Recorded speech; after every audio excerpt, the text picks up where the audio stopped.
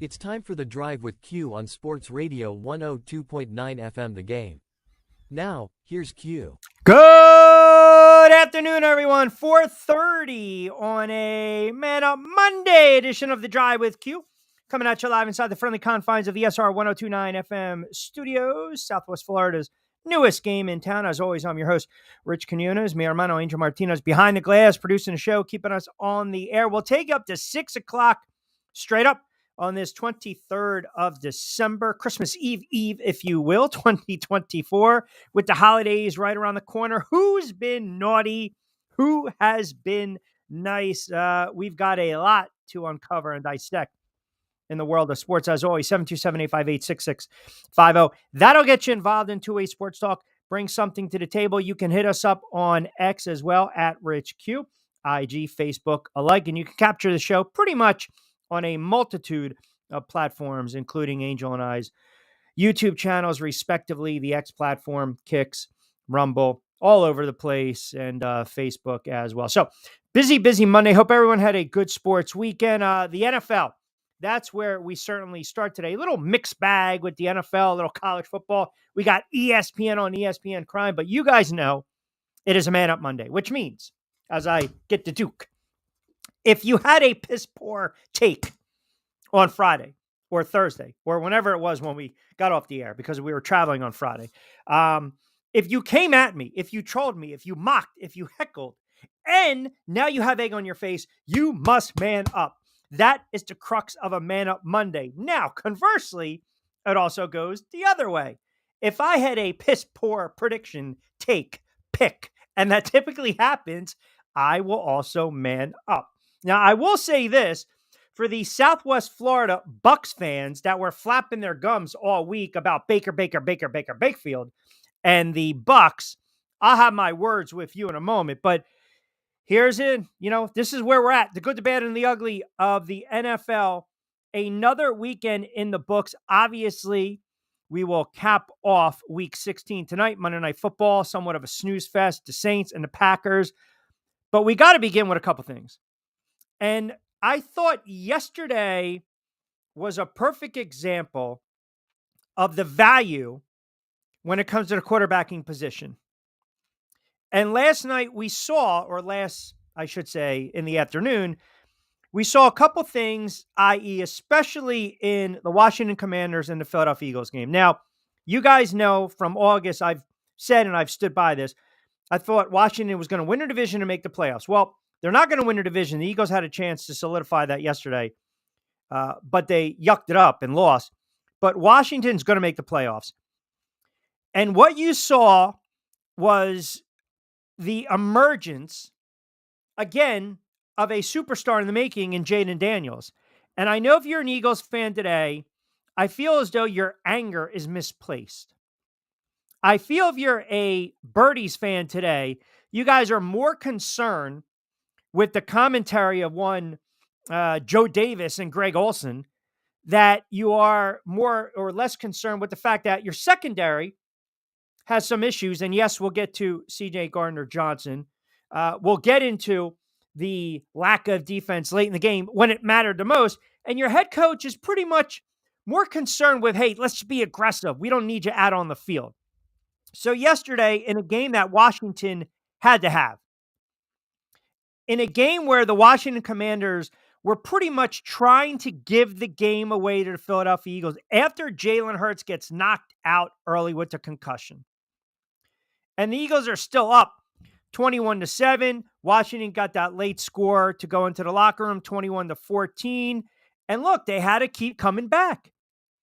It felt like a playoff game yesterday. It really did. That game yesterday had the feel of a playoff game. It had the feel of an NFC East type of game. I mean, think about this. Philadelphia goes up 21-7. Washington comes back. They fumble. Then they get the ball back. They score a touchdown.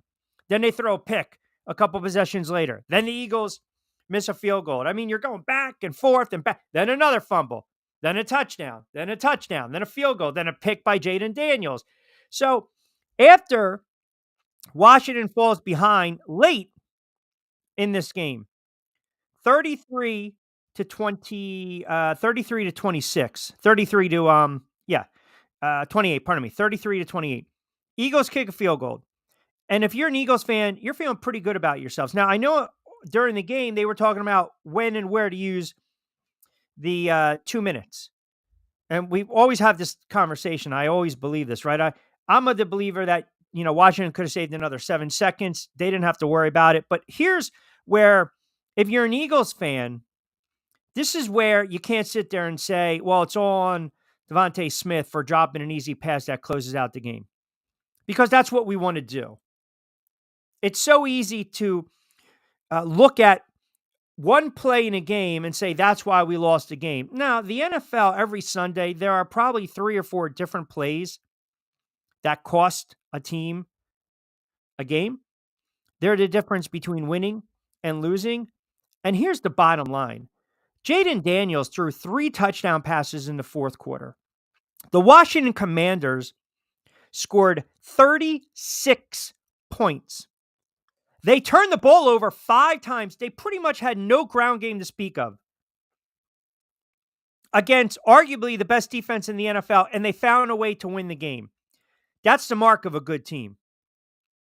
And Eagles fans can be pissed off that Gardner Johnson got ejected. He's got to go on social right away, too, as soon as the game ends, and say whatever he has to say. It was selfish. I mean, and people don't want to hear that. You got to be a team player, man. You have to understand situational football. You can ill afford, again. There's a difference between playing with passion and just yapping up. Yap, yap, yap, and just talking.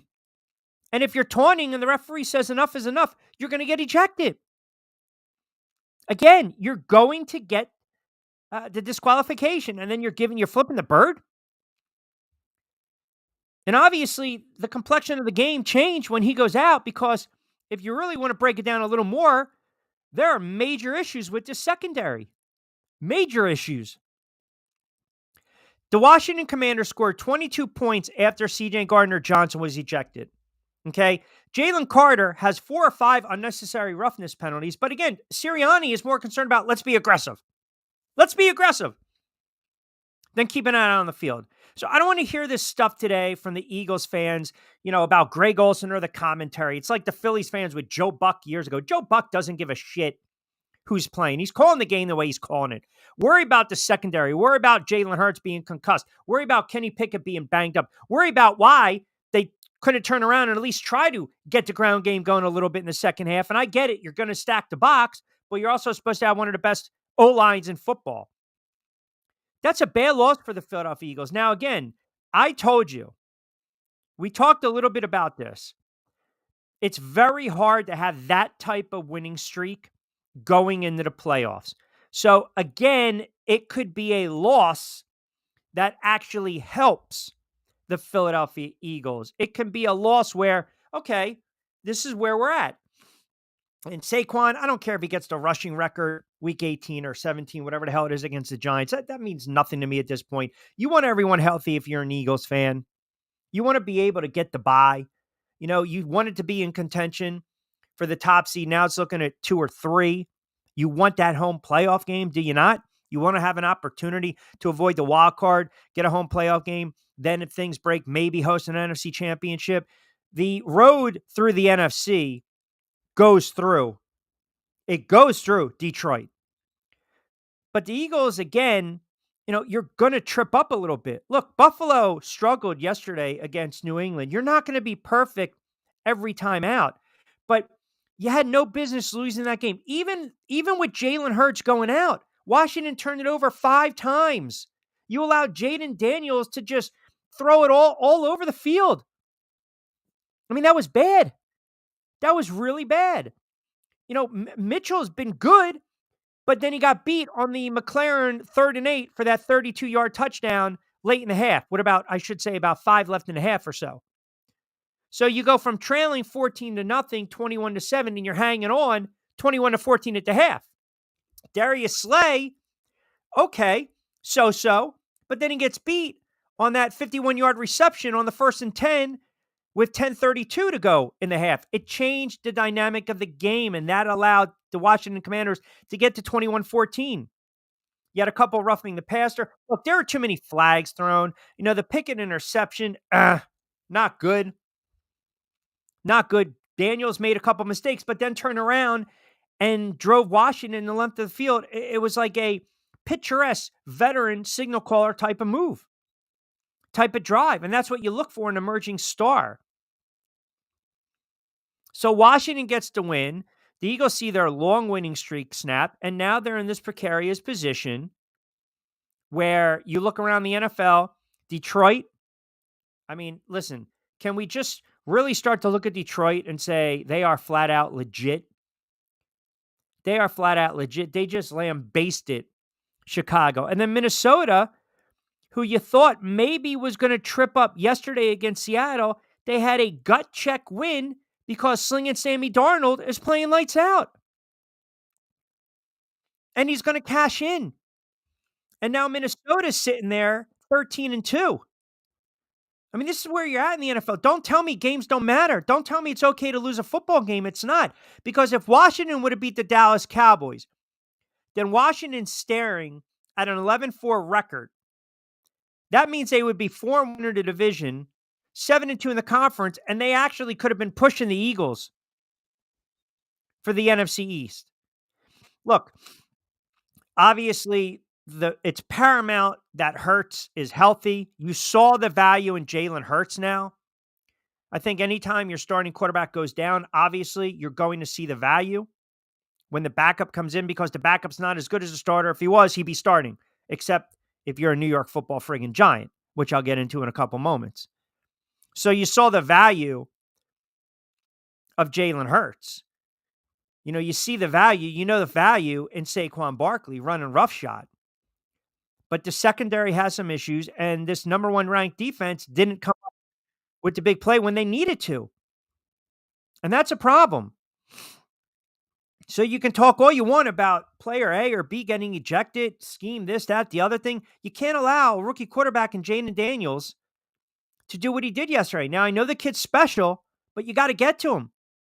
And they weren't able to do that. And that falls, again, on the players. You make the play. That's what you're paid to do. And when the Eagles needed to get off the field, make a stop, they couldn't do it.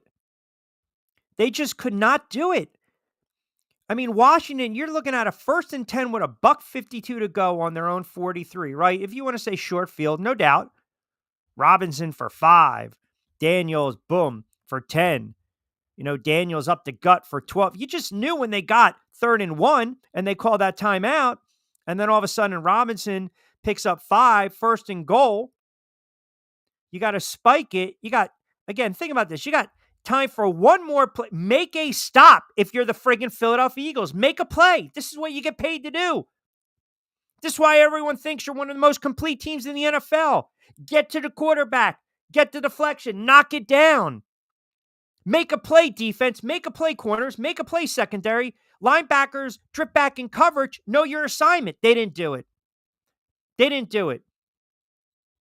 And ultimately, it cost them. And it's going to cost them home field advantage. I mean, that's where we're at right now. So you can hem and haw about Greg Olsen. You can hem and haw about Davis. Why is this game different? Well, we know. Okay, they misread the room. Jalen Hurts was knocked out. Who the hell cares? Focus on the task at hand. You're not going on the road and beating Detroit, and I don't even know if you can go on the road and beat Minnesota. But that's the NFL.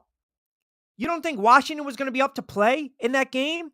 Look, New England's a bad football team. I'm shocked that they want to bring back Mayo. They hung around for as long as possible against Buffalo.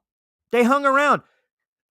Carolina, they're a bad football team, but they play hard. They put up 36 and they knocked out Arizona out of playoff contention. You're going to see there are teams right now in the NFL that have already mailed it in. And there are also teams in the NFL that are playing for pride. There are teams in the NFL that have a lot at stake. Playoffs are still there. Last night, my buddy texted me. He's a diehard Dallas Cowboys fan. He goes, what the hell? Where was this in the beginning of the season? Because you watch the Dallas Cowboys, they're not a good football team. They're not. But yet, what do? They really just hurt Tampa Bay's playoff aspirations. They did. And again, Baker Mayfield, you guys were getting on me with Baker in the MVP conversation. I'm not going to say Baker played poorly, but he had to pick. You had to fumble. You had some lapses in the defense. Look, the run defense did their job. Dallas only had 31 yards on the ground, but they gave up way too much space when it came to CeeDee Lamb. They didn't get to Cooper Rush. They only touched him, I think, one time. And they were able to get to Baker. They were able to throw him off his spot a little bit. That's a bad loss for Tampa Bay. That's a bad loss. Dallas is playing for something. It looks like McCarthy's going to come back. So now you look around the NFC, Philly, Washington, Detroit, Minnesota, Green Bay. NFC South is a cluster. And then you look at the NFC West, and I don't think the Rams are that good, even though they won 4 straight. Seattle tripped up, Arizona, and then you got San Francisco, and they're done. Both those teams have been eliminated. You want to be playing your best football going into January. Your best, and it's very hard to sustain the type of level that the Kansas City Chiefs have sustained week in and week out. And even Kansas City is leaking a little bit of oil. You guys see it. I see it. We all see it. They're not a dominant team. They're not, but they're 14 and friggin' 1. You know, we saw later on Saturday, you kind of saw the Steelers are a fraud. I mean, I hate to say it. You're kind of seeing the Steelers are, okay, nice story. Fields and then Wilson, comeback player of the year, maybe. I think Sam Darnold's earned it right now, plus a new contract. Tomlin does what he does. They're 10-5. They've surpassed expectations. They weren't competitive against the Ravens. I mean, that game changed when Russell Wilson, you're talking about a veteran quarterback, slide the right way and he fumbles the ball, going in for a touchdown. The whole complexion of that game changed. This is where we're at. This is the NFL. It's just not one big play. It's a culmination of a couple plays, right? And if you looked yesterday, you have to give Washington credit. And I understand the Eagles fan, they don't want to give, they always want to look around and hem and haw and blame somebody else. That's what they want to do. That's what they want to do. But you have to give them credit. Because Washington, I think a lot of people, and listen, you guys were chiming in, a lot of people looked at Washington and you were not as sold on Washington as I was. And I like what the Washington Commanders are doing. I like what they're building down there in Maryland and DC in the DMV. They've got some players. Now, obviously, they got to clean up some of the mistakes, the self-inflicted wounds, the fumbles, the turnovers. You're not going to live to fight another day if you continuously make those boneheaded type of mistakes. But they're building something. Why? Because they went out and they drafted the right quarterback and they brought in the right head coach. And it's kind of been the theme of the NFL season. The Sam Darnolds, the Baker Mayfield, the Justin Fields, all these reclamation projects, maybe they were given up on too fast. Maybe you just didn't have the right GM and head coach in place. Washington loses 8 in a row to close out the season, and they get rid of Eric Bieniemy. They get rid of Ron Rivera. Nice guys, but not winners. So you have to give credit where credit is due. Listen, Washington had no business. They had no business winning that game. They didn't. But what we saw was a star emerge in Jaden Daniels. And they've got something to build upon. I don't want to face this guy for the next 15 years. And when you're young enough and you're naive enough and you get in, you can make some noise. You can make some noise. So Washington, the good. And then you had the bad over the weekend. And that was once again the Bears. I told you the Bears were not going to win another game after that Washington loss. The Browns, bad. The Titans hung around. They tried to come back, but bad. The Jets, we'll get into Rodgers' comments. And then what transpired yesterday in Atlanta. And I'm watching this game, and I'm saying to myself, okay, I've got some theories. What's going on with the Giants? Besides the point that they're just a horrible football team and franchise right now. There's no way you can justify keep throwing out Drew Lock. And it's pretty evident. The players won't admit it. John Mara won't admit it. Joe Schoen and Brian Daboll won't admit it. But this is the definition of tanking. This is the definition. I know people don't like that word. You know, they're just not a good football team. They don't have a good roster. Their head coach looks worn down, beaten, like he's ready to just throw in the towel. But you cannot justify throwing out Drew Lock. Now, for me, I told you, I want them to lose out. Go 2-15. You get that number 1 draft pick. Thank you very much, Antonio Pierce and the Las Vegas Raiders for the win yesterday against Jacksonville. Sorry, Jags fans. But now the Giants are sitting there in the driver's seat for the top spot, number 1 overall pick in April's NFL draft. And they need it because they can do a lot with it, whether it's Sanders, Hunter, trading the pick, what have you. But in my dwarfed mind, in my conspiracy theorist mind, is it dwarfed or warped? Whatever. In my conspiracy theorist mind, I feel as though Brian Daboll kept trotting out Daniel Jones to show his deficiencies until they said, stop playing him. We don't want to have to worry about that injury settlement. I feel now there is such a disconnect between the GM Joe Schoen and the head coach Brian Daboll where he's just going to throw out Drew Lock. I'd rather have Tim Boyle or even DeVito, who they both stink, but they're better than Drew Lock. 26, 27-year-old quarterback who's been in the league as long as Drew Lock should not be throwing some of these horrible pick sixes. But be that as it may, they got the loss, and that's what we were concerned with. My issue now is Daboll trying to make a point to John Mara where, hey, man, the GM is the guy that signed this guy as a backup for $5 million. You know, I inherited Daniel Jones. I didn't want to bring back DeVito. I need my players. Get me a GM that can align with me. Is he trying to make a point? Because how else can you explain every single solitary week this team looks ill-prepared? This team is not competitive. This team has zero fight. This team has flat out quit. Drew Lock should not be throwing the friggin' football 39 times in a football game. I don't even want to see him do it in 6 combined games. I really don't. So I want to talk a little more about that. Then we'll open it up, 727-858-6650. Got a lot of comments coming on Facebook. We'll read them off. You guys can always chime in as you typically do, as we start at 4:30, which means we will get the 5 o'clock, we call it the 5 o'clock rush, the 5 o'clock crowd coming in on this Man Up Monday. There are a couple of things I need to man up on, which I have absolutely no problem doing that. And I also want to dive into ESPN on ESPN Crime. Oh, getting a little spicy on the networks and the mothership. We're going to get into that as well. 727-858-6650. Just cranking up on a Man Up Monday edition of The Drive with Q. Rich Quinones here. Miramano, Angel Martinez behind the glass. We're powered by our wonderful friends over at Play It Again Sports. Zen Auto Concepts, the #1 detailing shop in all of Florida. And of course, fresh roasted coffee. 20%. Use the promo code in my show notes on the YouTube channel, BYP20. Quick timeout. We'll come back on the other side. Adopt US Kids presents What to Expect When You're Expecting. A teenager. Learning the lingo. Today I'm going to help parents translate teen slang.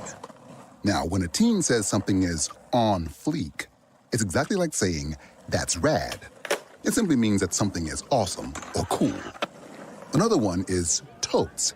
It's exactly like saying, totally, just shorter. As in, I totes love going to the mall with Becca. Another word you might hear is jelly. Jelly is a shorter, better way to say jealous. As in, Chloe, I am like so jelly of your unicorn phone case. You don't have to speak teen to be a perfect parent. Thousands of teens in foster care will think you're, rad just the same. To learn more, visit adoptuskids.org. A public service announcement brought to you by the U.S. Department of Health and Human Services, Adopt U.S. Kids, and the Ad Council. This is the story of a very special woman. In a matter of seconds, she turned herself into a great mathematician or an entrepreneur. Her knowledge was limitless and still is.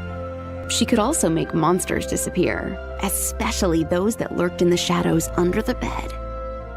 Once, this woman put back together a teenage girl's broken heart, which had been shattered in 1,000 pieces, just by giving her a bear hug. She masqueraded as a regular person at work, but as a superhero at home. Everyone knows her as Gabriella. I still call her Mom. Your hero needs you now, and AARP is here to help. Find the care guides you need to help, complete with tips and resources at aarp.org/caregiving. A public service announcement brought to you by AARP and the Ad Council. Download the Sports Radio 102.9 FM The Game app and tell your friends that Florida has a new leader in digital sports radio.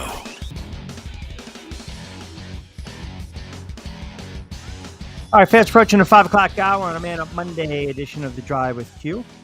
Coming at you inside the friendly confines of the SR 102.9, Sports Radio 102.9 FM The Game.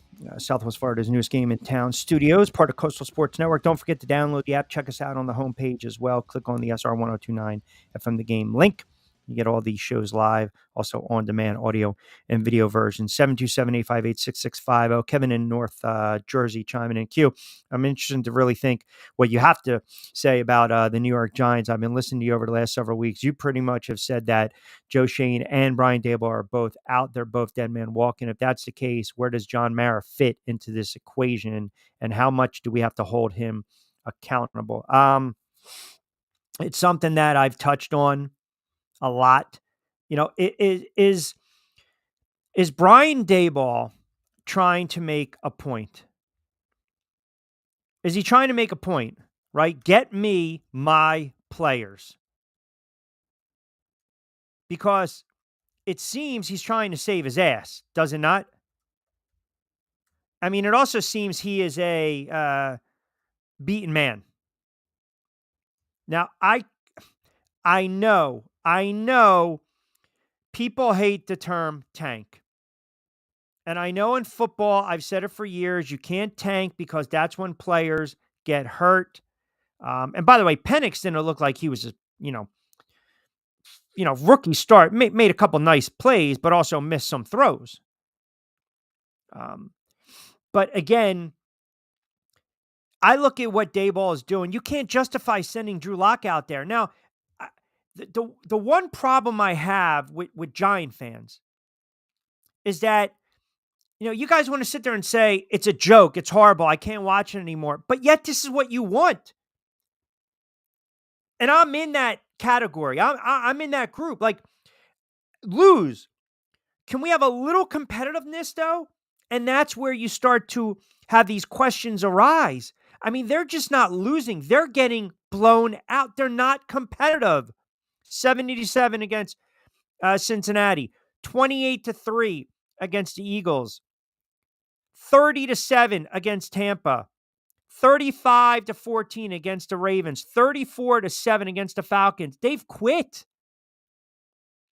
They have quit. Not only have they quit on each other, they've quit on the head coach. And I believe the head coach has quit on them. I think the head coach is at the point where I'm trying to make a point.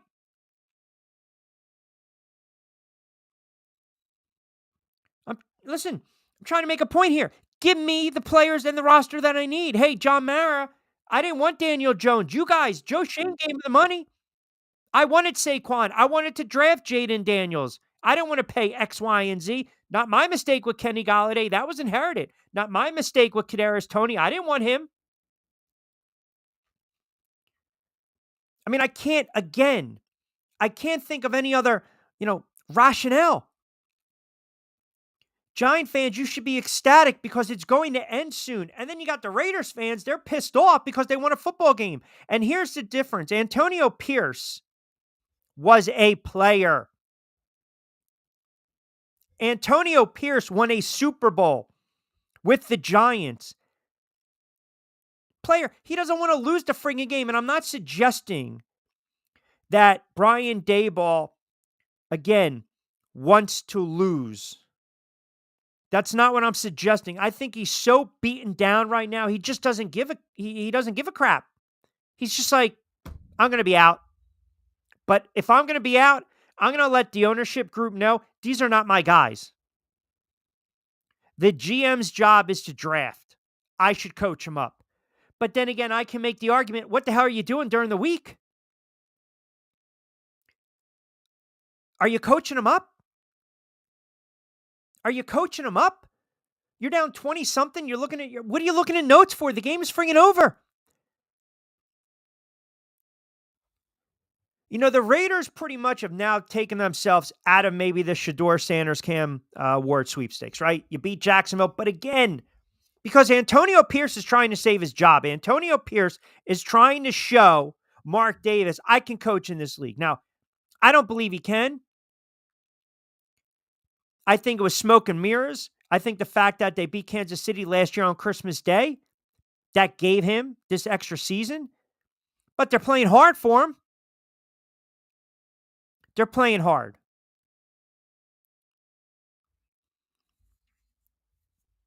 Paul chimes in, Q, you talk about the MVP race left and right. What about Jared Goff now? Has he overtaken Lamar Jackson? Has he overtaken Josh Allen? Josh Allen didn't play the best game on Sunday. I get it. They won. He made some mistakes. Yeah, again, we'll say that for another 20 or so minutes. Goff his team has dealt with a boatload of injuries. A boatload of injuries. Jared Goff, I think, has jumped Lamar Jackson, has jumped Jalen Hurts. I think now, we were talking Lamar Jackson, Josh Allen. I think Jared Goff and Josh Allen right now. I really do. 727-858-6650. The NFL, it's so hard to figure it out because I mentioned to you guys getting the right quarterback. That's what it's all about. Getting the right quarterback. And you want to build around that franchise quarterback, but you also want to have a GM in place. You want to have a head coach in place, and everyone, again, is on the same page. And sometimes that's not always the case. And if you have a head coach that's just trotting people out there to make a point or to spite the GM because the GM didn't draft his guy. Listen, the worst thing to happen to the Giants was to turn around and go on Hard Knocks. It's the worst thing. It's one of the reasons the Giants have dreaded doing anything like that. Dread it because, once you say the wrong thing and you got the issue with Saquon and Joe Shane somewhat disrespecting him, and you're talking about everything going on when he's talking to him on speakerphone, and Saquon having the ridiculous season that he is, he's going to be offensive player of the year most likely. He's very close to breaking the all-time single-season rushing yard record. I think he needs like 368, and he's probably going to get it. And it's just, the perception, the optics. Here we go. You let this guy. They should have traded him during the season last year. I screamed at the top of my lungs, trade him, get value. They didn't. And now he's blowing up on an Eagles team that if they can, figure out what's going on with Jalen Hurts, right? Clean up a couple things, they're going to be right there and most likely have a run to the NFC Championship. So when you fire that employee and then he goes to your competitor and he has great success, everyone's going to turn around, well, would you get rid of him in the first place? Or your bosses are going to be like, yo, our production is 60% down in that division. Why'd you let go of, Lou? He's killing it right now with the competition. As a manager, that makes me look inept. You don't think John Mara is seething, watching what Saquon's doing with the Eagles? I'm telling you, this bitter pill, it would have been a lot more easier to swallow if he was doing this with, say, the Colts or the Carolina Panthers. Of course, no one gives a shit about those teams. Sorry, they don't. Their fan base doesn't even care about those teams. But right down 95, he's doing it with the Philadelphia Eagles. That is a bitter pill to swallow. And it's because he gave the GM that power to make that decision. We're going to pay him, we're not. We're going to trade him, we're not. We're going to re-sign him. We're not. We're going to tag him. We're not. And also drafting said player. Evan Neal can't even get on the field. He stinks. He's horrible. And now you got an opportunity. If you're going to sit there number one, do you get rid of these guys and you bring in your own guys to make that decision? I don't believe they have the capability of drafting the right player. I believe the Giants are so inept, they'll screw up the number one draft pick if they get it. I thought yesterday was their best shot to win a game. Because now you've got the Colts, and the Colts are going to be playing for something because they're still mathematically alive in the AFC. And then, wouldn't it be something if Sirianni decides, I'm going to F the Giants and let's just sit the starters? But the funny thing is, you can do that and the Giants will still lose. Though, listen, at this point, man, it's like you're making decisions where it's 4th and 3. It's the last game of the season. I'm on the Eagles 35. Yeah, I'm going to go for the field goal. I'm going to attempt a field goal. When everyone knows you should be going for it, you got nothing to lose. It's not like the NBA. You can't flat out say, oh, these guys are not trying to win. You're just putting a bad product out on the field. It's exactly what you're doing. And we're seeing it. We're seeing it again all over in the NFL. I told you guys this last week. Look at some of these teams that are mailing it in. Jacksonville stinks. I'm sorry, man. I get it. They got Trevor Lawrence, the injuries, and Ingram. They're a bad friggin' football team. Sorry for you Jacksonville fans that chime in. They're horrible. I mean, you dropped 7 of 8. You hung around against the Raiders. You lost a bad game to the Jets. Okay, you beat the Titans, who we know kind of stink, but they play hard. But some of the games, the Lions game, you weren't competitive in. I mean, they're going to have a lot of questions that need to be answered in the offseason. Is Trevor Lawrence the answer? Is Doug Peterson the answer? I don't know. But they're not a good football team. Carolina's playing hard. How do you explain this to me? Carolina, we were killing Canales and Bryce Young, and now look what Bryce Young is doing. Carolina is playing hard. They're not a good team. They're 4-11, but they're showing you we're going to try to play hard. We want to play hard for our head coach. We're starting to buy in. When was the last time we can say that about a Panthers team? That you got players starting to buy in. Young is still a young quarterback. He is. But yesterday, he got sacked. He's been sacked 10 times in the last 2 games. He stood in the pocket yesterday. His numbers weren't gaudy. They weren't.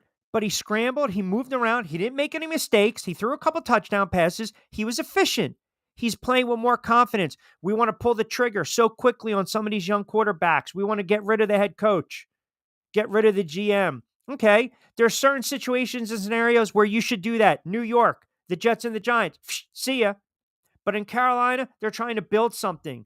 In Indianapolis, they're trying to build something. Chicago, I don't know what the hell they're doing. The Jets, I don't know what the hell they're doing. You got Aaron Rodgers again going on McAfee playing this friggin' game. Aaron Rodgers showed you once again how petty and how selfish he is as a football player. You're talking about an all-time great who decided yesterday, man, you know what I'm going to do? I choose Angel. That's my guy. We're going to go 5-on-5. Let's go. And I'm just going to feed him the rock, man. I am just going to force feed him the rock. That's exactly what Aaron Rodgers did yesterday. It was a disgrace. I mean, you target Devontae Adams 13 times and Garrett Wilson gets what? 6 targets? Are you kidding me? Nobody cares when Aaron Rodgers has to say, get the hell out of New York.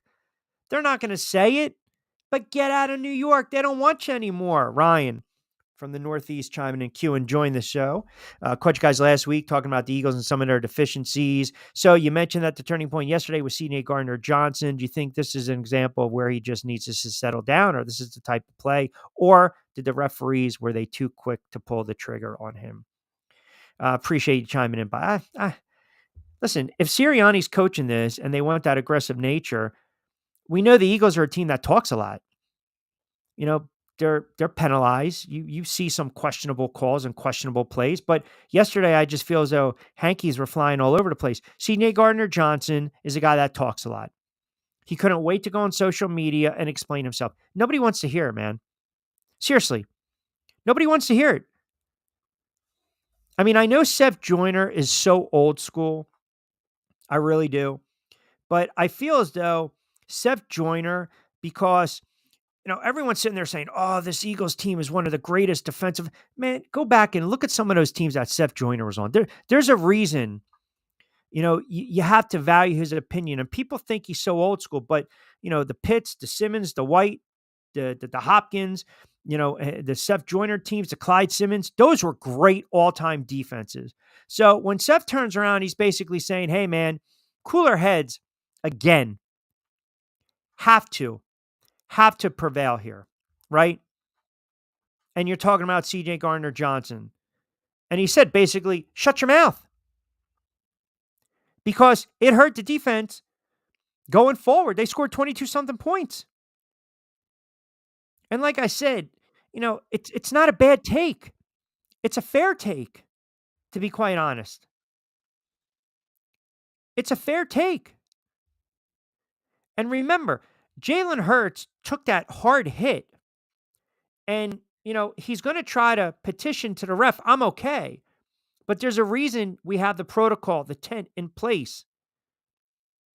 And I think the Eagles, they were doing their due diligence. Like, again, you're in concussion protocol.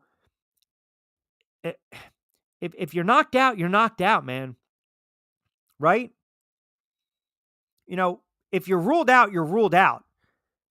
If the doctors rule you out, you're not going back in the game. So all I'm hearing today, you could have went back in the game. Yeah, you guys weren't saying that when you were leading, even though Kenny Pickett wasn't lighting the world on fire until Jaden Daniels throws what? 5 touchdown passes, 3 in the second half, 3 in the fourth quarter?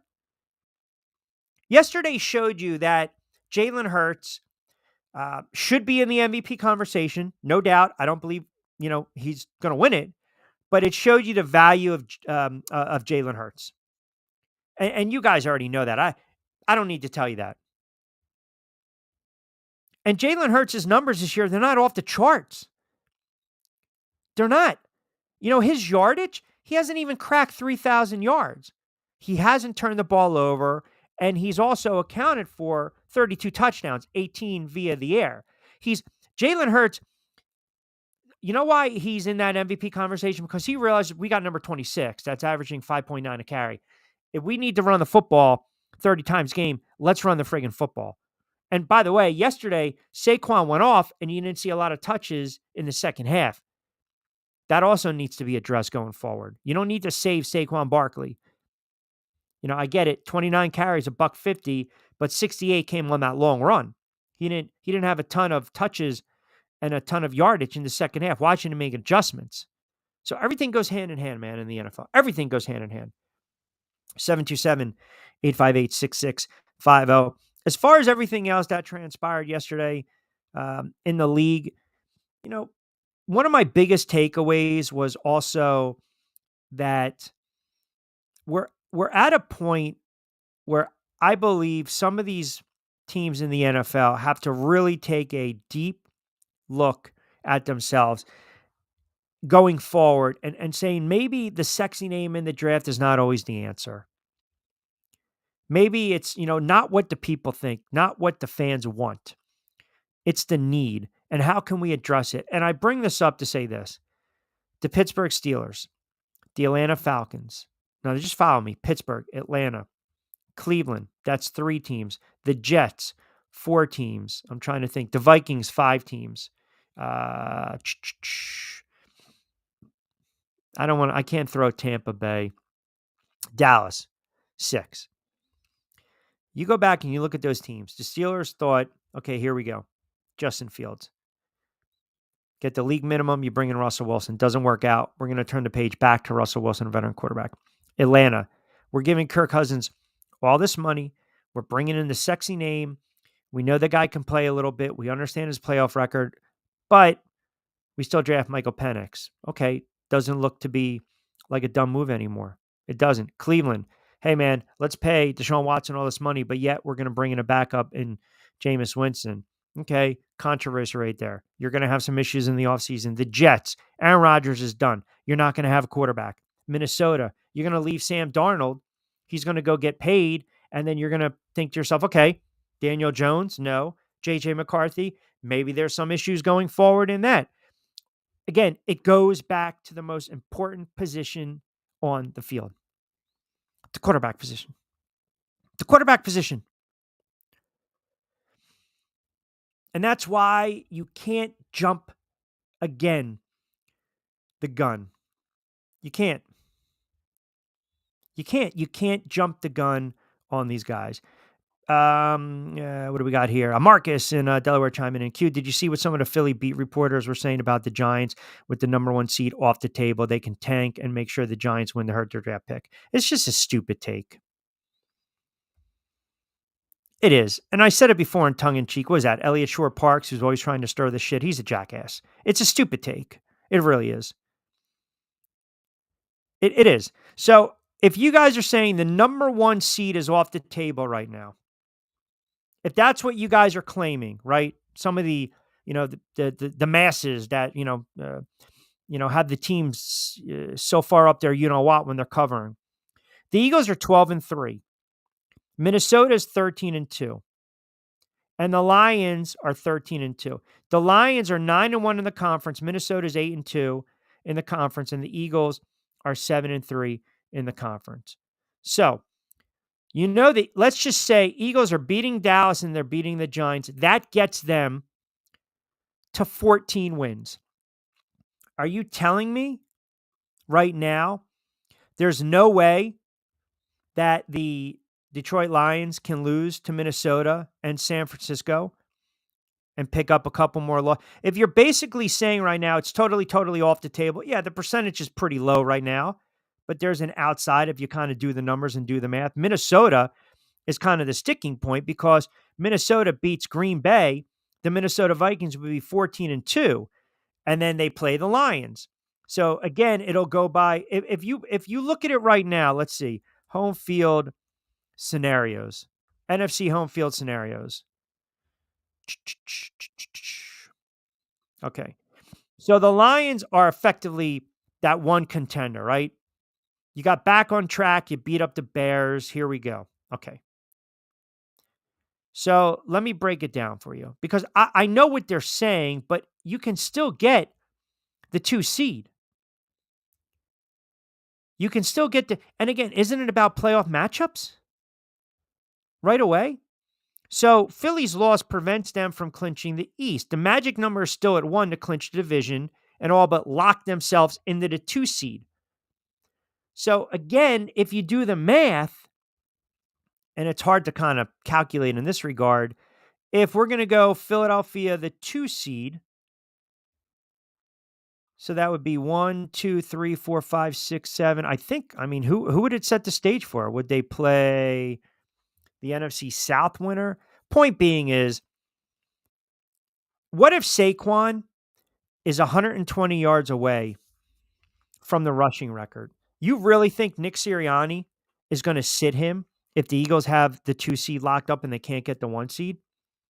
You don't think Sirianni wants to stick it to the Giants and have Saquon Barkley rush for $160 and shatter the record?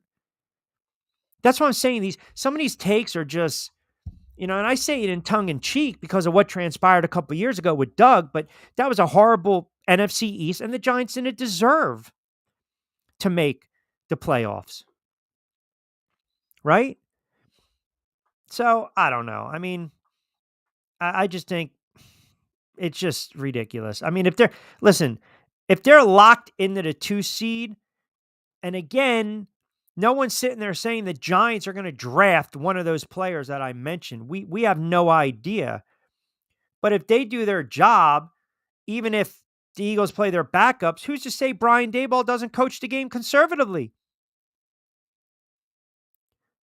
Is it me or does it just reek of what is wrong with even having this conversation right now? Don't we want to avoid this kind of stuff? That's what I thought. Because nobody wants to sit there and say, well, yeah, this is all about tanking. This is all about putting a bad product out on the field. Okay, that might be the case. But who the hell's... Maybe Brian Daboll gives Tim Boyle a shot. Maybe he starts DeVito.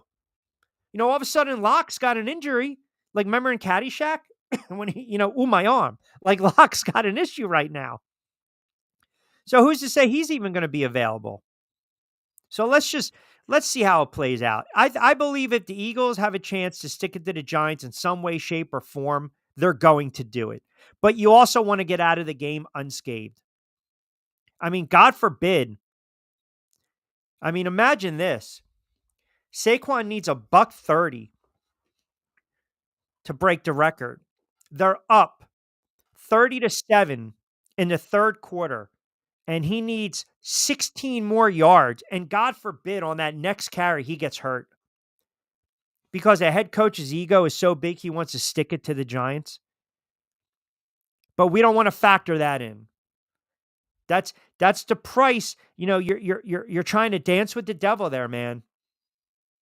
And that's never a good thing. I mean, Angel, I ask you, you're an Eagles fan. If they're locked in that 2 seed and Saquon's got a chance to break the record, do you want to see him do it against the Giants? Or do you want to see him rest? You want to see Nick Sirianni rest these starters? I'd rather see him rest more than anything else. Because, I mean, why bother? Okay, it's great that you end up getting a single season record, but at the same time, too, I need you in the postseason. So if it being me, but again, we're talking about Nick Sirianni, my thing is that you sit him down and you rest him. Keep him healthy while you can.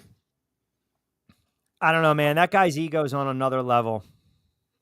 I know he is. It's on another level, man. I can't see him. Man, your guess is as good as mine, because imagine if they played Saquon and he gets hurt. Imagine if they played Jalen Hurts for a half and he got hurt. You're an Eagles fan. You would be livid. Of course I would. Yeah. It would be absolutely freaking ridiculous, because at this point, even yesterday with some of the stuff that went on, some of the antics, and granted, Pete wanted to argue with me this morning. He kind of wanted to defend Nick Sirianni. To me, there's no way in the world, and I'll mention it again at 6, but there's no way in the world that you can tell me that Nick, being the head coach that he isn't, but he's hired, he still gets paid for it, is that he's okay with basically saying, I didn't have a game plan coming in, and yes, my defense could have played better, but you know what? Kenny Pickett can't see, and it's okay. I just continue to lead the blind with another blind, and therefore my team is just not going to be to where it needs to be. Jalen Hurts goes down, and I even put the caption out yesterday, even before this morning for Philly Radio. Kenny Pickett is no Nick Foles. And I'm not looking for, as far as a Nick Foles, to win another Super Bowl championship. What I'm saying is that you did not coach up Kenny Pickett the way Doug did with Nick Foles, when Nick Foles had to come in, insert the player, scheme the whole 9 yards, poof, they're off and running. Insert Kenny Pickett, let me look center, let me look left. I don't see the blind side hit that's coming to the right. Let me do this again. Let me look center, let me look right. Let me not look at the blind side that's about to come on my left. So I don't think he played that poorly. I was a little surprised the head coach had that much confidence in him throwing as much as he did. What else are you going to do? The running game just collapsed. Yeah, well, listen, Washington made adjustments, no doubt. Right. I mean, I did not think Pickett, you saw the good Pickett and then you saw the bad Pickett. And there were a couple times he hung on the ball. But listen, they lost that game. I don't like when people are like, well, if Jalen Hurts doesn't get knocked out, there's no guarantee they win the game. Yeah, their chances increase mightily. We know that because of who Jalen Hurts is. And the game is coached and played a different way with Saquon and the defense. You have to play the offense differently when Pickett's under center, not Jalen Hurts. But point being is you still allowed Jaden Daniels to throw 5 friggin' touchdown passes, 3 in the fourth. 3 in the fourth quarter against this, all-time great defense, statistically, one of the best in the NFL. See? So it's like, all right, 5:25, quick timeout. We'll go around the league quickly when we come back, and then I want to get into this. Network on network crime. This is where we're at in the world. Network on network crime. 727-858-6650. You'll never see that on CSN. Quick timeout. We'll come back on the other side. Hey, Dad. Your prescription will be ready in just a minute. Hey, Dad, your laundry will be ready in just a minute.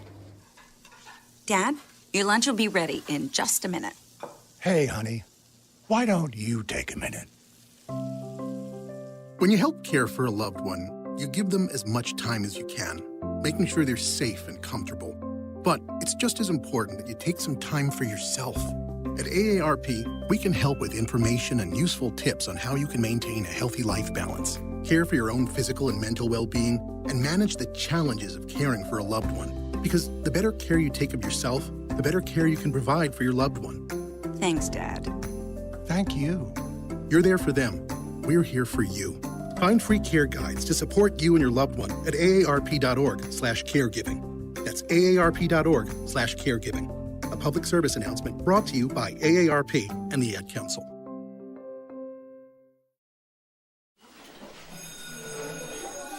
All right, class. Let's hear what everyone did this weekend. Jill? Well, I raised my older sister to a big oak tree. It was at least 100 years old. My mom said I must have set a record or something.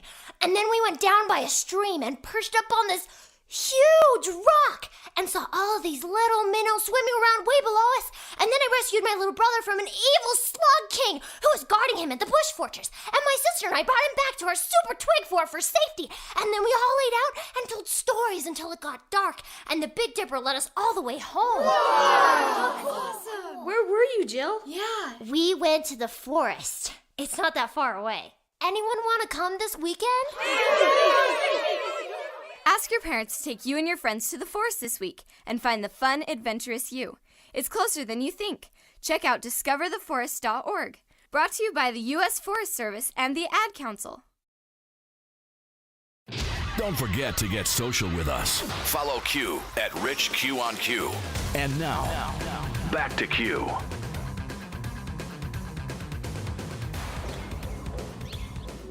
All right, 5:30, about 30 to play with 727-858-6650, Monday edition of The Drive with Q. Rich Quinones here. Angel Martinez behind the glass.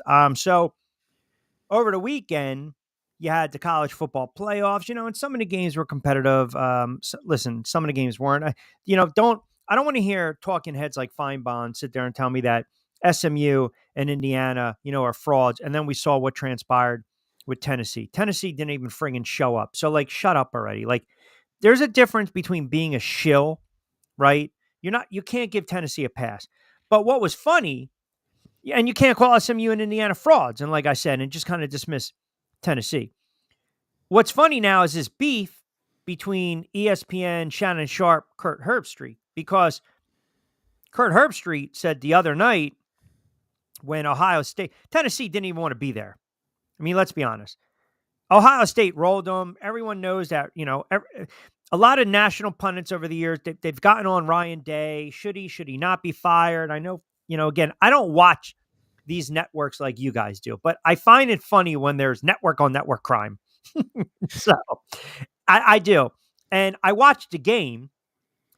So I'm listening to what Herbstreit is saying, basically, that, hey, First Take pretty much said he was done, excited to see what they'll do on Monday. And then obviously that catches wind, and here we go. And, First Take airing the comments and this and that. And then you get Stephen A., who it's all about Stephen A.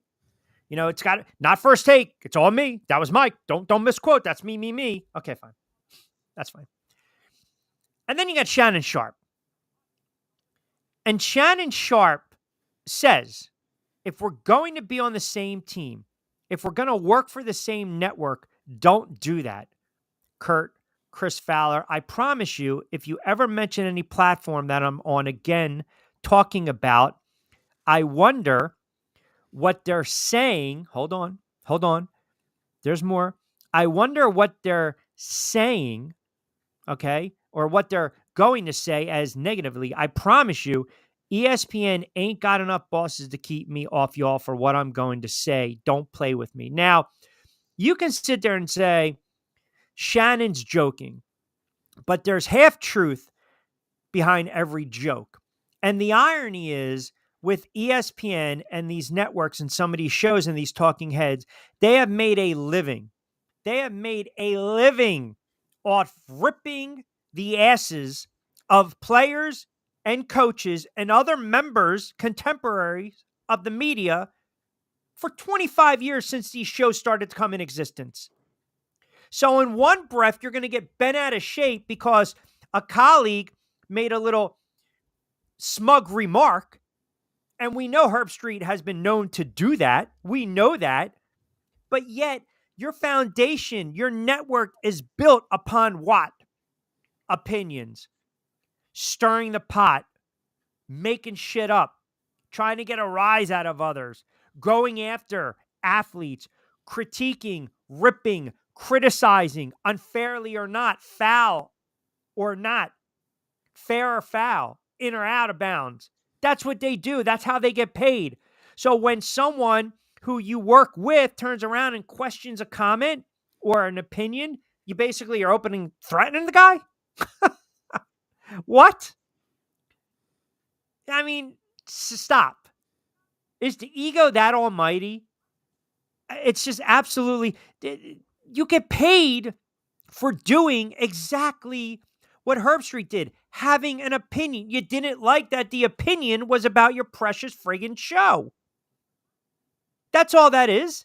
Like, get over it. You got your pod, you're ripping players left and right. You're ripping every day. Aren't those talking head shows? Seriously, we do it sometimes too. We're criticizing athletes and coaches. That's what we do. We're giving our take. We're giving our opinion. You got an opinion and criticism of me, that's fine. I'm not going to get bent out of shape. I'm not. If it's fair, that's one thing. If it's personal, that's something different. But even then, I don't care. I don't know you well enough for it to bother me. I really don't. So I don't understand why, Stephen, it's all about branding and marketing right now and caricatures. Okay, so you disagree with what Herb Street said. He's just tweaking. That's what he's doing best. And oh, by the way, where did he go to college? I mean, so it's like, I don't know. I don't even know if you heard it. I don't even know if you care. I don't even know if you want to comment, but I'm curious your opinion. Yeah, I didn't hear it. Then again, I'm not surprised by half the stuff these guys end up doing because they like to be critical and judgmental of each other. And I don't even know what's between Stephen A. Smith and Paul Feinbaum and then Sterling Sharp. There's like some sort of like, and I'm not even going to say a riff in between them, but it seems like they just like to bite at each other's egos, especially when it comes to like Stephen A. and Paul Feinbaum with the whole Paul in, Paul out segment that they end up doing with them. But I'm not surprised at half the stuff that goes on there in between those networks because it was not too long ago, too, the same way when they mentioned about, obviously with Aaron Rodgers going on and saying that basically he doesn't get enough, airtime or whatever else you want to call it, but you've been on the Pat McAfee show consistently. So for you to say that, that's right. So you can't, how do you say one thing? That is an excellent point you just brought up. That's an excellent point. And McAfee is on ESPN. Right. And his YouTube channel. Yep. Yeah. So you can't turn around and say, well, I enjoy being here, but you guys only want to talk about me when I'm doing something wrong. Nah, you're talked about just about every single day. And because you were on the network with Pat McAfee, say whatever you want, go back to darkness, whatever it is that you end up doing. But nonetheless, you're still on there. So when, what was it, Mima Kim's, when she called him out basically and said, you're pointing fingers at us, yet you're on the network, Aaron? You know what it is? It's comical too, right? Because ESPN is all about, ESPN and First Take, it's all about hating, ripping players left and right, having opinions, calling for coaches to be fired left and right. But I guess they don't like it when the rabbit has the gun, right? I mean, think about it. Yeah. I mean, that's you don't have to watch that show religiously, but if you watch it over years, the whole show, every show now is basically, you're paying me to have an opinion. I want this guy out. I want this guy fired. What the hell is Eberflus doing? Get rid of Peterson. Get rid of Brian Daboll. I can't believe Sirianni still has a job. Go fire Popovich. Get rid of Fisher. Boone's got to go. I mean, it's the same crisis. It's the same crap every single week, every single day. That's how they drive the ratings. So now you have basically contemporary who's calling college football, who's, oh, by the way, an Ohio State alum, and he turns around and he tweaks guys a little bit and you can't take it. Like, grow up. Thick skin. Yeah. Or lack thereof. And that too. But no, it's just, it's a constant thing with them. And again, there's been tons of changes. You have, what's her name? Nicole something or another. I mean, I don't watch it maybe as much as you might. I think where we're at, they pick and choose, and you can have an opinion, but if you go, see, I have an opinion on something. I'm stating my opinion. Okay. You might not like it, or the listeners might not like it. So they come and they attack me for my opinion. I can't really get bent out of shape because my opinion that caused them to attack me is probably me criticizing a player or team or head coach that they like. And that's just my opinion. Your opinion is that I don't agree with this guy. I think he's a clown. I think he's a jackass. I think he talks too much. He needs to shut up. Okay. I don't have a problem with that. Like if I listen to your show and I was like, yeah, I listen to Martinez and Company. I got to be honest, Angel, I totally disagree with what you said. And I might say it in tongue in cheek. Now, maybe there's a place and how to do it. Like that's the one thing. All the stations I worked with, there was only one issue where I just never listened to the guy. And he followed me because I just thought he was an absolute clown. But yet I gave him basically a good lead-in. And I don't even have to say, because people who are smart and wise who have followed me for years and know exactly what I'm talking about. You want to rip my show, but my shows were crushing you in the ratings. So it's like, you know what I'm saying? Like, hey man, don't bite the hand that feeds you. So Kurt Herbstreit and Fowler, they're college guys. They're fanatical, right? They're making their point, their opinion. And that's okay. You know, you listen to these former GMs, Tannenbaum, you listen to these head coaches, Rex Ryan, they're going to back their guys. And then when they see an opening, a GM vacancy, a head coach vacancy, of course they're going to pitch themselves, or they're going to, I would love to coach that job.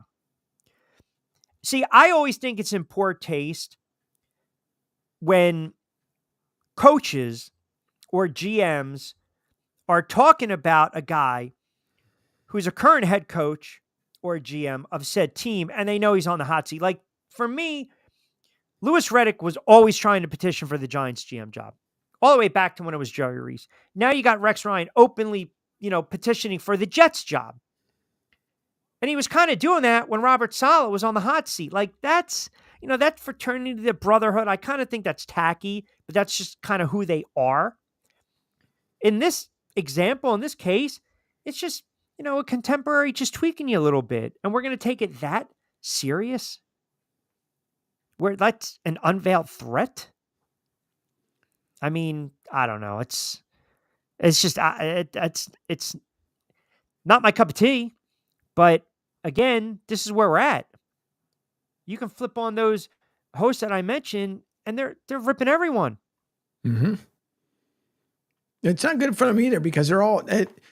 It's when you work. Okay, when you're supposed to be working with one another, you would think that you help each other out by, if you become a guest host for that day because someone had missed out or something else like that. You can always cross promote and do all kinds of stuff, but ego, I know. Powerful thing, right? But that's where I was was getting at, because that's the whole thing.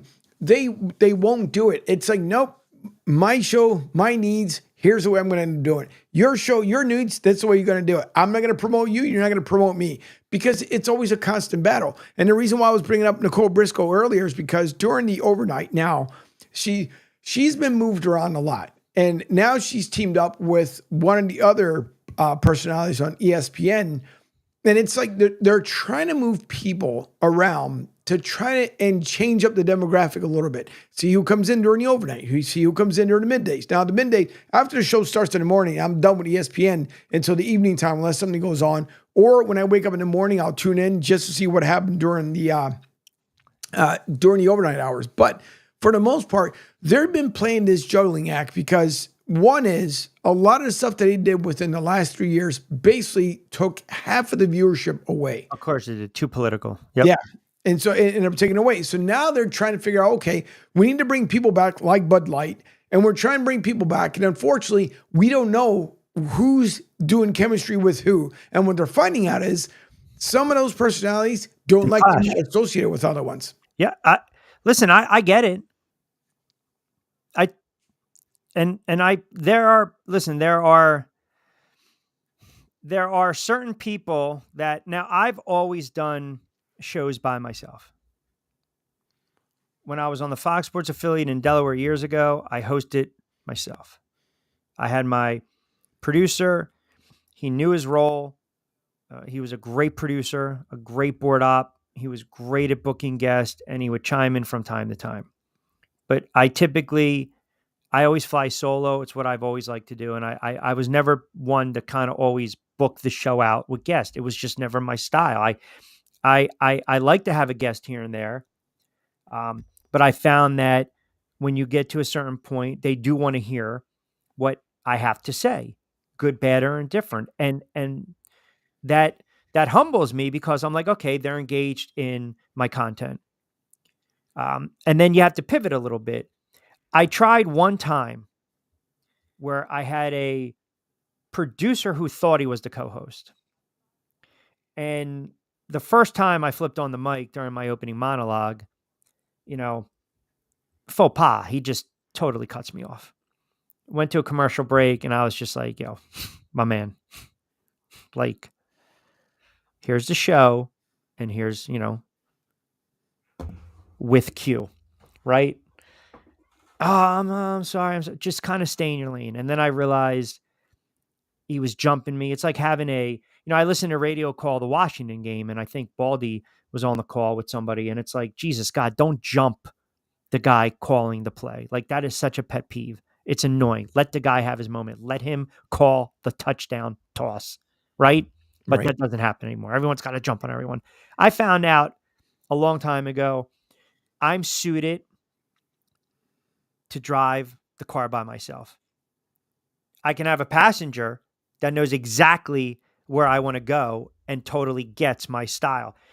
It's different if I'm calling the fights, and I've done a lot of fights with a lot of boxers, and a lot of times I realize I'm just there to just kind of, drive the bus, let them hear their analysis. And sometimes I've had some that have just constantly talked over me, and I don't want to work with them anymore because it makes for a piss poor broadcast.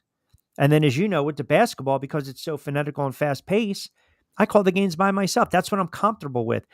At this stage, it might be hard if you stuck somebody in there with me, right? Because I'm used to just the airtime being my time. In this case that you're mentioning, when you keep shuffling people in and out, they can't develop any type of chemistry. And that's a problem. And when you blend in the fact that I don't like Angel's political views, I don't want to work with this guy, I got to fake it, that's not good. Right. Listen, Francesa and Russo, Mike and the Mad Dog, the reason I'm in this is because of those guys. 95% of talking heads grew up listening to Mike and the Mad Dog, WFAN, which doesn't exist without Don Imus. Sorry, that's a fact. Yeah, true. And then we see what happened with Sports Talk Radio. But even those two, towards the end, when they got bigger, and the Mount Rushmore, they got on each other's nerves because they want the airspace. My opinion's got, and that's what we're seeing with, like, just because you scream the loudest, it doesn't mean you're right. Correct. And that's what these talking head shows have become.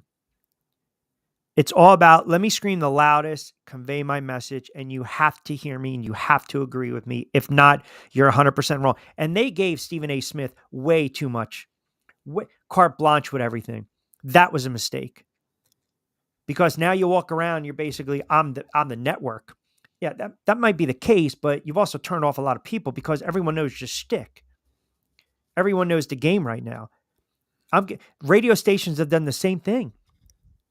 In a lot of markets, I'm sticking this guy drive time, man. Here you go, 2 to 6, 3 to 7. I'm paying him the big bucks. They start to believe It's all them, and they forget about it. And then all of a sudden you take that subtle shot, and then it's a back and forth. It's a pissing contest. And you're looking at the blogs, and here we go. Radio A, crime on crime, ESPN, crime on crime, Fox.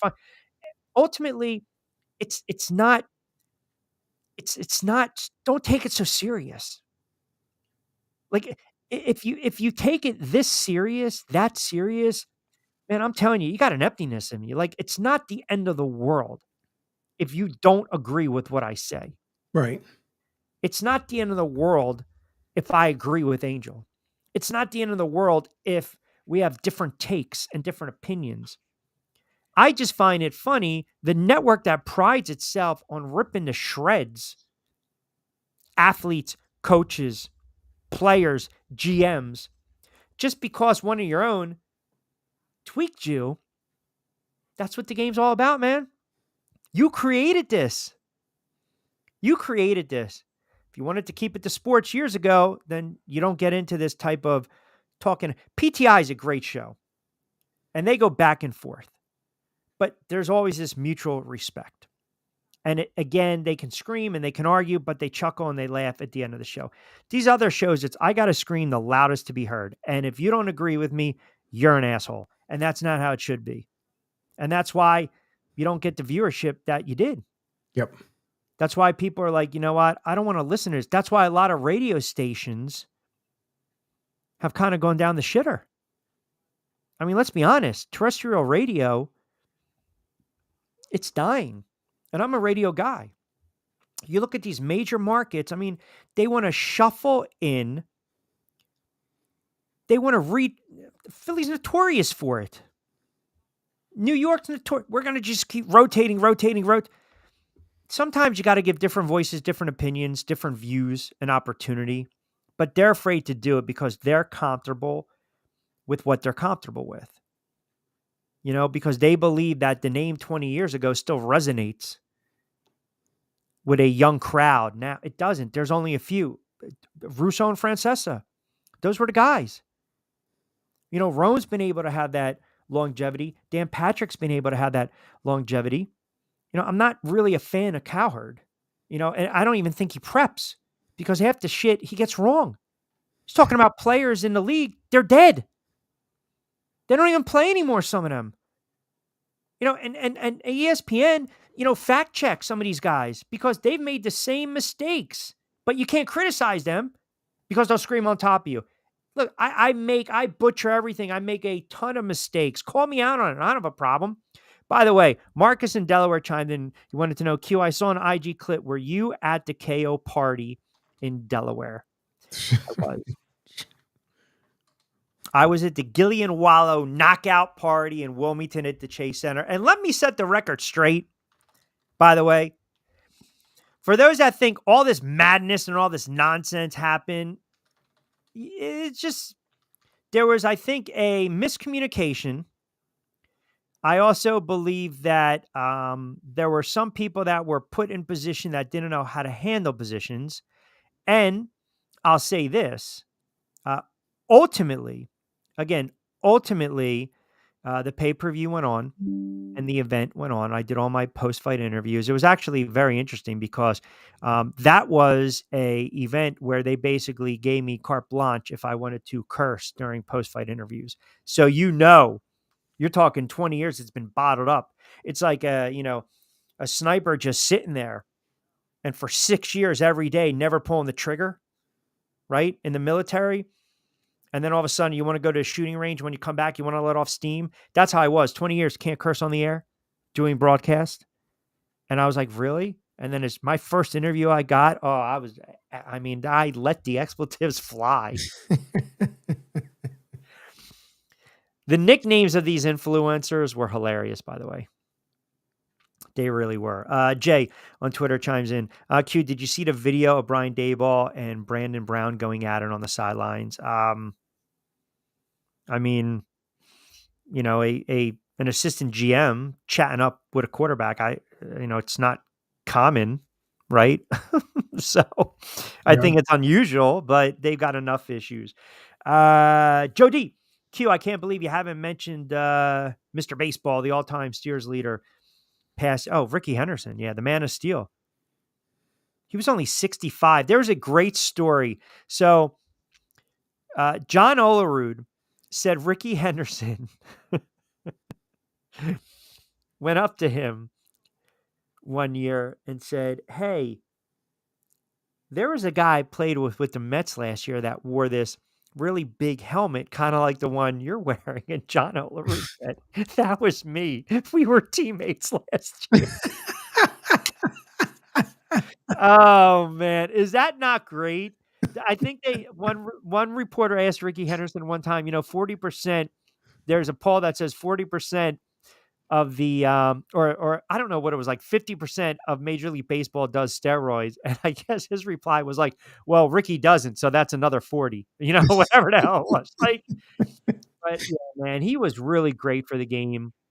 He was, especially when he talked about like, the Ricky doesn't do this or the Ricky slides. Oh, yeah. I mean, first person, man. First person. I mean, Hall of Famer, all-time stolen base lead. 65 is extremely young, but he was a threat every time he got on the base. By the way, you're also talking about a player that I also believe has the all-time record for leadoff home runs. He has close to 300 home runs, well over 3,000 hits, batted right around 280. Now he bounced around, obviously, but he played the game the right way. He never dogged it. He had a style, 10-time All-Star, won a couple World Series, AL MVP, I think, in 89 or 90, and was great for the game of baseball. But yeah, the first person. It was the best. You couldn't get enough of it. When he first started, it was kind of like, all right, that's kind of crazy. But then it became him. And that was the best part about it. And I know there was like shows like, SNL when it used to be good, they would say it like all the time because it's unique. And whether he meant to say it, who knows? But my thing was, it was guaranteed. When Ricky went up to the mic, it was never, ever a dull moment. No, he gave absolutely great sound bites. I know there is a game tonight if you guys are interested. And by the way, just to kind of wrap up the week that was, I love the Broncos. Got a man up. I loved them on Thursday night. Obviously, they didn't come through. Chargers beat them. Chiefs get the win. We talked about the Ravens, the Giants, horrible. The Lions, just Jared Goff, monster game yesterday. Well over 330, couple more touchdowns. Cincinnati, give this kid, Joe Burrow, and give these weapons a defense, will you? We talked a little bit about the Jets, obviously the issues with the Eagles and Jalen Hurts, see how that plays out this week as well. Because remember, you can't do any running conditioning for a couple days. You want to try to get some snaps and reps in. Pickett's dealing with some injuries. Buffalo got the win. Raiders screwing their fan base. Miami showing up. And then last night, Dallas basically now is probably going to give Mike McCarthy a 10-year contract extension. But tonight, as far as the game, what do you got? You got the Saints, you got the Packers. Packers are laying 14.5. Ugh. Yeah. This is my look, but do not touch game. And if you recall Thursday, I said Washington and the Eagles were probably going to come down to the last possession. Now, where I have to man up, on the Broncos, spit in the bit. Okay, that's one. I also have to man up, and I hate that I have to man up on my Arizona Cardinals, who have been eliminated from playoff contention. I had the Cardinals go into the playoffs, and they did not. And then lastly, I have to man up because, you goofballs were talking to me in a Baker Mayfield in Tampa Bay on Sunday night. So, of course, what do? I backed my play. I took the Bucs, and here we have it. They lose 28-24. By the way, speaking of BYP, 20% off. Fresh roast of coffee in the show notes, BYP. All right, we got a couple minutes. You got Christmas Eve tomorrow. You got Christmas Day. We, as a network, we will be running on-demand programming. I am going to record a couple of Back Your Plays. We are hoping, not to put Angel on the spot, maybe later in the week we squeeze in a show live. We don't know. We have to see where Angel's going to be. He could be floating away. He could be like Dexter on his boat. He could be sailing away with Deborah. We don't know. But we will say this. Do you put up a tree? Or are you just kind of, light decoration? I don't know. We put up the tree. We put the decorations outside. It's the whole 9 yards. Do you keep now? When will you take the tree down? January 2nd. Oh, you don't mess around. No. I mean, some people keep it out till friggin' March. Yeah, no. Jan 2nd, it's inside, outside, done. Collapse. See you later. When do you put it up? No pun intended. The day after Thanksgiving. Oh, Black Friday. Yeah. Okay. All right. That's not bad. That's not bad. You got to take it to a lot, or they come and pick it up? No. We have the collapsible version where we put it up. It's already got the lights on it. Basically, fold it up, put it away, take it out next year, plug it all together, and poof, off you go. I like that. I like that. I always enjoy the. I think I told you when the guy's sitting at the beach, the Corona commercial. Yeah. The one pog you just get lit up. Yeah. Yeah, exactly. Do not forget, download the app, SR 1029 FM, the game. Follow us. Definitely check out the site. We're going to be adding some stuff in. We got some good stuff cooking for 2025. Like I said, I'm going to record a couple BYPs, back your plays later on this week. We'll pop them up on the YouTube channel, Amazon, Spotify, and maybe Angel will teach me how to go audio live on Tuesdays and Thursdays. We'll go back to after the new year, Monday, Wednesday, Friday, 4 to 6, which he announced several times, and I appreciate on the airwaves this morning, probably to the fact where the listening audience said enough is enough. We get it. 4 to 6, Monday, Wednesday, and Friday, Tuesday, Thursday, audio only. You guys have a wonderful holiday. The listeners, we appreciate you. You have a great couple days with whatever, however you celebrate. Enjoy it. Be safe. Be sound. I'll be almost done season 7 of Dexter. Holy moly. Cobra Kai. I finished up Yellowstone. Very disappointing. Yeah, I've heard. People exploded online about that. That's why I didn't check, what everyone had to say, but I was like, this is just, it's like tanking it. That's exactly what it's like. All right, we get it. You want the series to end. I get it. Just, it was almost like the last season of Lost, even like when Entourage was getting kind of stretched out, and then they gave you the movie, which, let's be honest, was, so bad it was good. And then because I'm in the mood for like really shitty entertainment, I'm going to have to watch that Netflix movie Carry On because I heard it's so bad. We have it under like my list. I did watch Enigma. I will say that much. I ended up watching it because obviously it's been talked about a whole lot. Yeah. As I mentioned this morning on the show, yeah. I think I'm going to say. Hold on. What's your show called? Enigma. I didn't watch it. I got it going fresh. You can't even talk about it right now. Okay. All right. Go watch it. I mean, what are we doing here? It's like Festivus. I want to go on fresh. Okay. I was just throwing it out there, but just check it out. No. Keep it at that. Okay. Keep it at that. And then right. I don't know what else. I don't know. I don't think I have any fights this weekend. I'll have a couple of remote things tomorrow and Wednesday. And that's fine. But yeah, I don't know. Do I have any other list of shows that I've talked about on the air? I just really want to watch some really bad programming that just makes me laugh, but is not depressing. I mean, I watched the Giants yesterday. I mean, give me credit. It was too cold to go. Yeah, I would bet. I did see that you guys hit 30 degrees today for a high. It was poor dogs almost blew away. Chicken's I didn't sign up for this. Where are we going to warm weather? This is enough. Oh, from Puerto Rico, man. Probably, that's what I mean. She didn't sign up for it. No. But I found one thing out. The cold, she's a warrior. The cold doesn't bother her, but her ears just flop. They look like flipping the pigeons. So, all right. We got Jay coming up. Keep it locked in. Always appreciate you guys. Good stuff with the Facebook comments. And we'll put the show up on demand. Hope you guys have a wonderful and happy and safe holidays. Angel, be well, my friend. We will definitely talk in a couple of days. BYP will pre-record and load that up. Lloyd Vance is going to join me. Also, Costco on college football. We'll put that on the YouTube channel. Rich Q on Q. Have a wonderful Sports Monday. Enjoy your holidays. Merry Christmas. Happy Christmas. Feliz Navidad. Whatever you guys want to go by that. Enjoy it. Be safe. Be sound. We'll be back in the saddle later in the week. As always, I'm Rich Quinones. Hasta luego. Buen día.